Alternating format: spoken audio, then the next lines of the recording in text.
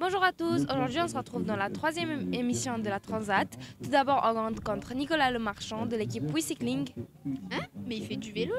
Non, il fait de la voile. Ah ok. Et on rencontre aussi Romain Athanasio et Maxime Sorel de chez Best Western. Et bien sûr le troisième épisode de l'œil du directeur. Place au générique.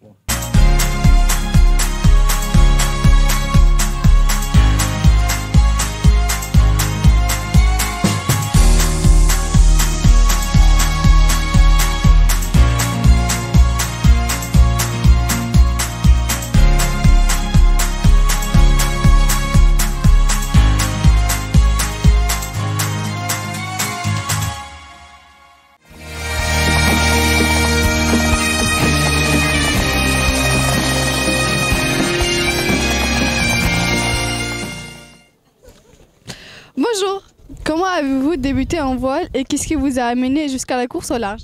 Comment j'ai débuté en voile sur l'Oise, donc c'était pas la mer, c'était au centre de la France où j'habitais, sur des petits bateaux. Et puis après, mon rêve c'était de faire le Vendée Globe, mais j'ai commencé par ce qu'on appelle la mini transat. C'est des bateaux comme ceux-là, mais en 6,50 m, c'est pour ça qu'on appelle ça mini. Et c'est un peu l'entrée de la course au large. Moi j'ai démarré à l'âge de 8 ans par une découverte du milieu maritime, parce que je suis originaire de Cancale, et donc on fait tout une classe de mer en fait. À l'issue de ça, j'ai décidé de faire de la compétition, donc c'est comme ça que je me suis mis à la voile. Quelle est la plus grande réussite de votre carrière à ce jour et pourquoi? D'avoir fait 3 Vendée Globe. C'est encore une fois, quand j'ai démarré la voile, j'étais pas sûr de y arriver, et c'était même presque pas envisageable. Donc voilà, jusqu'à ce jour, je me dis que c'est pas si mal. Ingénieur en génie civil, et j'ai tout quitté pour être skipper et vivre de ma passion. Donc aujourd'hui c'est plutôt ça, cette réussite, c'est de vivre de cette passion et d'avoir aussi pu boucler un tour du monde, un Vendée Globe. Quel défi imaginez-vous rencontrer pendant cette course et comment comptez-vous vous y préparer mentalement et physiquement? Quel défi? Déjà le départ, hein, ça va être assez vanté. Et puis après, il va falloir trouver la bonne route, parce qu'il y a des endroits où il n'y a pas beaucoup de vent non plus. Donc je pense que météorologiquement, ça va pas être très simple. Ça va être ça notre défi majeur, je pense. Et comment on s'y prépare? En regardant la météo déjà depuis quelques jours. La préparation physique et mentale, on l'a fait depuis toujours. C'est pas notre première course, donc j'espère que tout ce qu'on a fait auparavant va nous servir sur cette course-là. Et comme le disait Romain, on va user de stratégie pour trouver les endroits où il faut aller. Quel conseil donneriez-vous à un jeune qui rêve de la course au large? Ça dépend, un jeune de la mer ou un jeune des terres. En tout cas, on lui dirait d'essayer. Il n'y a pas de... Même, il n'y a pas de règle en fait. Il y a des grands marins qui viennent pas du tout de la mer, et d'autres qui sont nés sur un bateau. Donc en fait, il n'y a pas de règle. Alors quand on a envie, je pense que le plus gros point fort de quelqu'un, c'est d'avoir envie. Que vous apporte la cohabitation avec un autre skipper?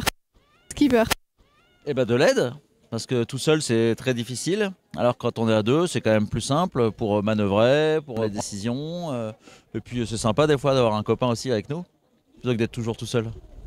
Ça occupe un peu plus le temps quand même. C'est tout seul, on se parle à soi-même, c'est quand même plus sympa d'échanger avec quelqu'un d'autre, quoi.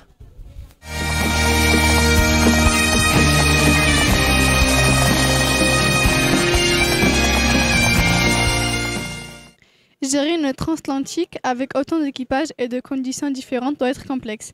Quelles sont selon vous les plus grandes difficultés dans la gestion quotidienne d'une telle course?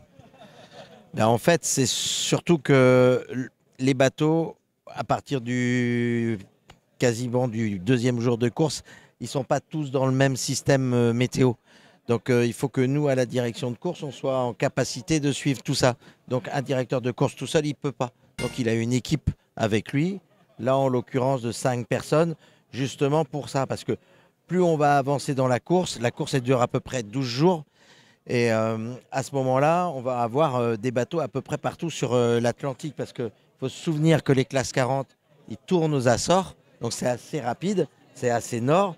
Puis après, on descend un tout petit écran pour les IMOCA aux Canaries, un peu plus sud encore pour les Ocean 50, et d'autres qui vont passer, notamment les ultimes, qui passent l'équateur, qui passent le poteau noir. Donc là, c'est des systèmes météo très différents. Donc il faut qu'on soit en capacité de suivre tout ça, c'est ça la difficulté.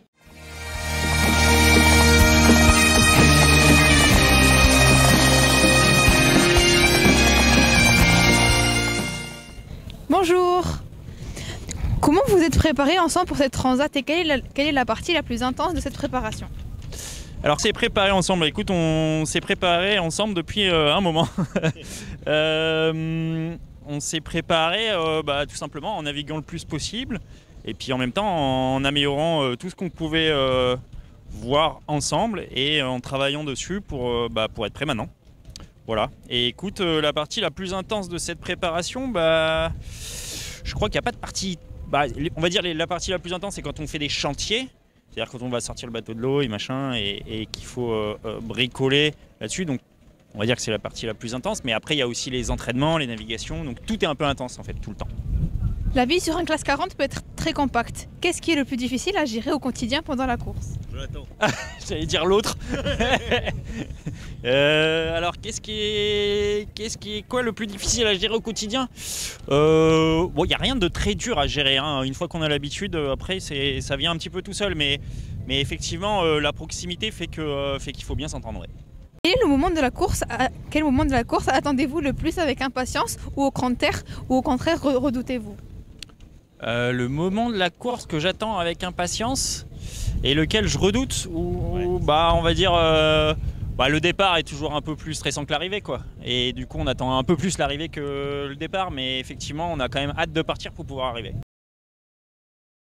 Avez-vous des petits rituels ou habitudes pour vous rester motivé et garder le moral en mer à deux?